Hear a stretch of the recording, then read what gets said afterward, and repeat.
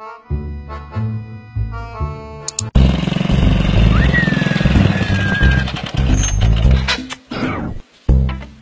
patay!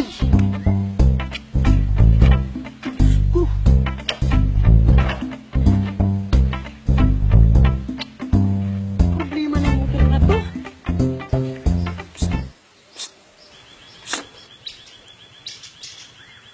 Ako? Ako? Oo, ikaw. Ako? Bakit? Yung motor mo, parang ex ko. Ha? Ex mo? Ano naman kinalaman ng motor ko sa ex mo? Iniwan din ako biglaan nang walang dahilan. Let me be the one to break it up so you won't have to make excuses. We don't need to find a setup where someone wins and someone loses. Kuya, problemado na nga ako sa motor ko. Uhugot ka pa. Ikaw kuya, may alam mo ba dito na paayusan ng motor? Paayos ko lang tong motor ko. Maayos pa. Baka sakali pang maayos niya. Ganyan din yung buong akala ko. Maayos pa.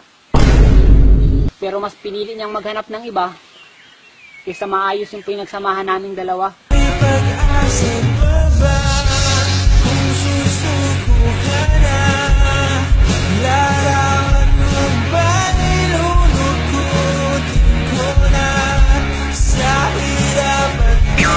Hugot pa more! Ang inisip ko lang kuya, pinayos ko na kasi ito kahapon. Double check pa. Akala ko okay na talaga. Tapos ngayon, ibiyahe ko.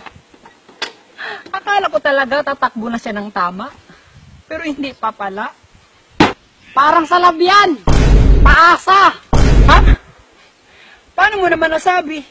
Akala mo yung pagiging sweet niya sa'yo, mahal ka na niya. Pero ang totoo, pinagmumukha ka lang yung tanga. Pansamantalang unan sa tuwing ika'y nahihirapan. Pansamantalang panyo.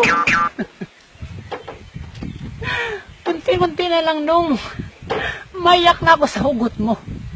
Hapon na oh, hindi ka naman nakatulong. Buwisit. Tulak ko na lang atong motor. Itulak? Ano naman yan? Pinagtulakan. Ganyan na ganyan yung ginawa niya sa akin. Sa harap ng maraming tao. Sabi niya, pagod na daw siya. Pero ang totoo, nagmahal siya ng iba.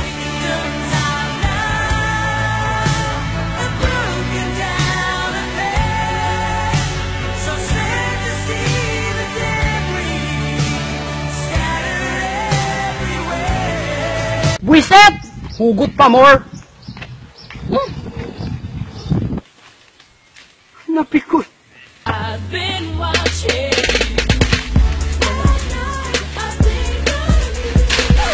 X gon' give it to you. Wait for you to get it on your own.